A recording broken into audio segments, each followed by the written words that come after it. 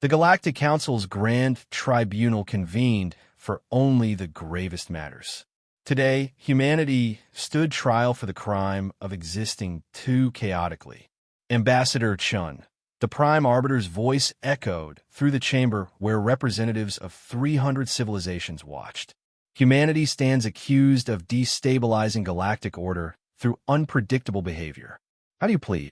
Sarah Chun stood alone at the center, a small figure against a massive assembly. She smiled. We plead human, Your Honor. Murmurs rippled through the crowd. That's not a valid plea, the Arbiter stated.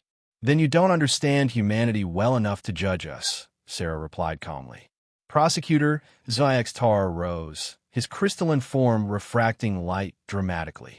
The evidence is overwhelming. Humans weaponized friendship. They turned apex predators into pets. They split atoms before achieving spaceflight. They drink poison for recreation.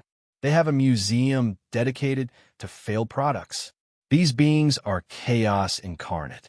We call it innovation, Sarah countered. Innovation? SpaceOper pulled up displays. You went to your moon using computers less powerful than your current phones. That's not innovation. That's insanity. No, Sarah said quietly. That's determination. The Prime Arbiter leaned forward. Explain yourself, human.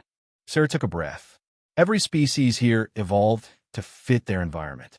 You adapted to your worlds. But Earth? Earth adapted us to everything. We evolved on a planet actively trying to kill us, so we learned to be anything we needed to survive. Elaborate. We're not the strongest, Sarah began, pacing now. The Vorthans could crush us. We're not the smartest. The collective's hive mind processes faster. We're not the most peaceful. The Harmony achieved that. But we're the only species that can be all of those things when needed.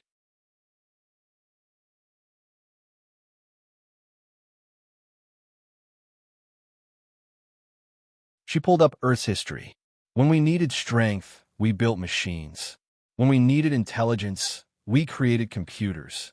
When we needed peace, we invented diplomacy. We don't have a single evolutionary advantage. We have the ability to create any advantage we need. That makes you dangerous. SpaceOper accused. Yes, Sarah agreed, surprising everyone. We are dangerous. We're the species that looked at the food chain and said, no thanks, we'll make our own. We're the species that sought death itself and invented medicine to argue with it.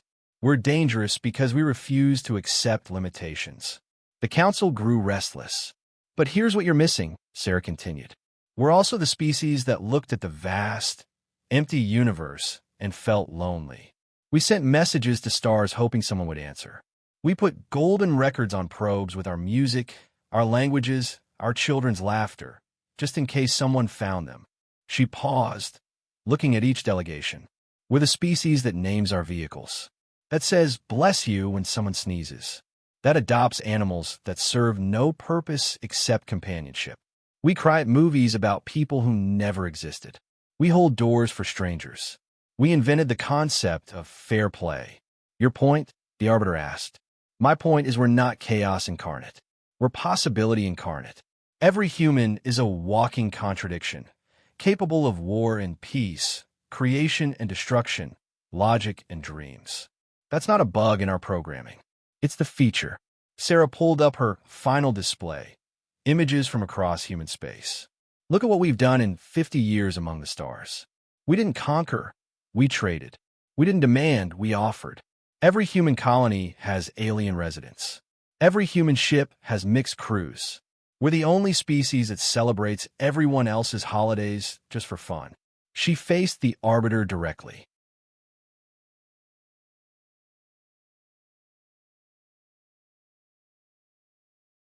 You fear us because we're unpredictable. But that unpredictability is why we're the only species that could unite you all. The warrior races respect our strength. The peaceful races appreciate our diplomacy. The traders love our creativity. The scientists admire our curiosity. We're the bridge between every type of civilization because we contain all possibilities. And if we reject humanity, the Arbiter asked. Sarah's expression grew serious. Then you'll survive. You'll continue existing in your separate, predictable ways. Safe, stable, stagnant. She gestured to the assembly, where you can accept us, chaos and all, and we'll show you something the galaxy's never seen.